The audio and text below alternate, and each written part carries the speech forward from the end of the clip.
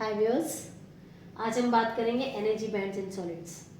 आपने पिछले वीडियो में जो टॉपिक हमारा बोर्स मॉडल वाला था उसमें एनर्जी लेवल्स देखा था आपने, तो उसी एनर्जी लेवल्स की कंटिन्यूएशन में हम एनर्जी बैंड्स बनाएंगे। अगर आपको टॉपिक पसंद आ रहा है तो आप चैनल को सब्सक्राइब करें और वीडियो को लाइक करें और अपने फ्रेंड्स को शेयर करें। तो चलिए हम बात कर लेते हैं एनर्जी बैंड्स की। और जो हमने एनर्जी लेवल्स की बात की थी, जो हमारे पास एनर्जी लेवल्स थे, उस एनर्जी लेवल्स में ये था कि हमने ये बताया था कि इलेक्ट्रॉन्स का पर्टिकुलर एक एनर्जी नहीं होती है, उसकी जो एनर्जी होती है वो ग्रुप के फॉर्म में होती है। कहने का मतलब ये है कि अगर हमने न्यूक्लियस की एक लेवल बनाया है कि अगर हमारे न्यूक्लियस में हमने एटम्स को अरेंज किया है तो ये फर्स्ट एनर्जी लेवल है, ये सेकेंड एनर्जी लेवल है, ये थर्ड एनर्जी लेवल है। इसी को यदि हम कहें कि इस लेवल में 1.0, 1.7, 1.95, 2.3, 2.6 इस तरह के हैं, मीन्स 1 से लेके 3 इलेक्ट्रॉन वोल्ट तक की इलेक्ट्रॉन्स फर्स्ट एनर्जी लेवल पे आएंगे। तो ये एक हमारा इस तरह से बैंड बनाएगा, जो हम एक इसकी विड्थ आ जाएगी, जो हमारा ये कहलाएगा एनर्जी बैंड। तो ये फर्स्ट लेवल हमारा कहलाएगा फर्स्ट एनर्जी बैंड। इसी तरह से सेकंड की बात करेंगे हमारा, तो ये सेकंड एनर्जी लेवल हमारा कहलाएगा सेकंड एनर्जी बैंड। इसी तरह से हमारा थर्ड वाला कहलाएगा थर्ड एनर्जी बैंड।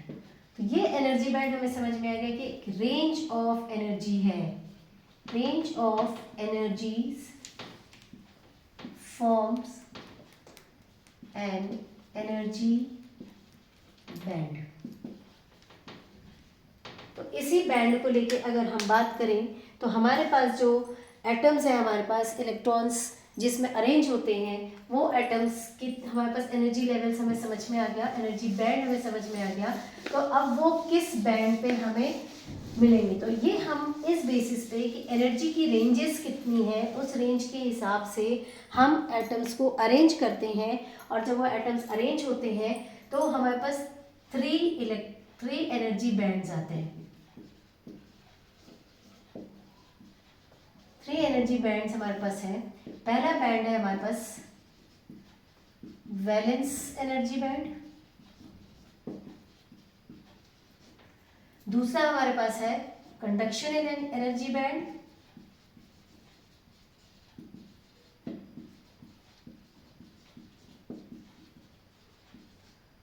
और तीसरा वाला हमारे पास है फॉरबिडन एनर्जी बैंड।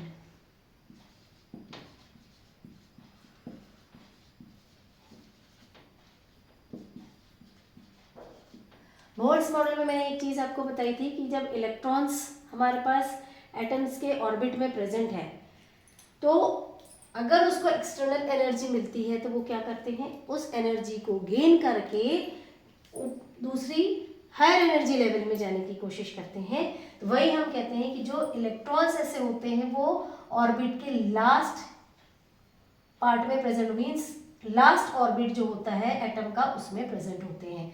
तो ये जो वैलेंस एनर्जी बैंड में क्या होते हैं, वैलेंस इलेक्ट्रॉन्स प्रेजेंट होते हैं। वैलेंस एनर्जी बैंड में कौन से इलेक्ट्रॉन्स प्रेजेंट होते हैं, वैलेंस इलेक्ट्रॉन्स जो होते हैं, वैलेंस इलेक्ट्रॉन्स जो होते हैं वो प्रेजेंट होते हैं किसमें, वैलेंस एनर्जी बैंड में, जो क्या करते हैं, या फिर हम कह सकते हैं कि जो लास्ट ऑर्बिट में होते हैं, लास्ट ऑर्बिट ऑफ एटम में जो प्रेजेंट होते हैं उनको हम कहते हैं वैलेंस इलेक्ट्रॉन्स। और वो वैलेंस इलेक्ट्रॉन्स कहाँ प्रेजेंट होते हैं, वैलेंस एनर्जी बैंड में। तो ये वैलेंस एनर्जी बैंड है पार्शियली और फुली फिल्ड होते हैं, ये कंडीशन होती है। और ये बॉटम पार्ट में प्रेजेंट होते हैं। अगर हम इसको पिक्टोरियल फॉर्म में बनाते हैं या इसका ग्राफ बनाते हैं तो ये बॉटम लेवल होता है हमारे उस ग्राफ का। तो ये हमारे पास क्या हो गया, वैलेंस एनर्जी बैंड। अभी मैं आपको इसको ग्राफ में भी शो कर देती हूँ कि वैलेंस एनर्जी बैंड की अगर हम बात करते हैं तो वैलेंस एनर्जी बैंड जो हमारे पास है, अगर हम इसको ग्राफ में देखते हैं तो ये सबसे नीचे लेवल पे हमारे पास जो होता है ये हमारा होता है वैलेंस बैंड।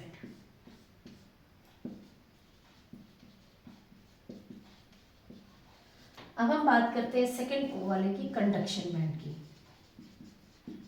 कंडक्शन बैंड जो हमारे पास होता है, इसमें वो इलेक्ट्रॉन्स जो इधर वैलेंस में से एनर्जी गेन करने के बाद जंप कर जाते हैं हायर एनर्जी लेवल पे, वो कहाँ जाएंगे?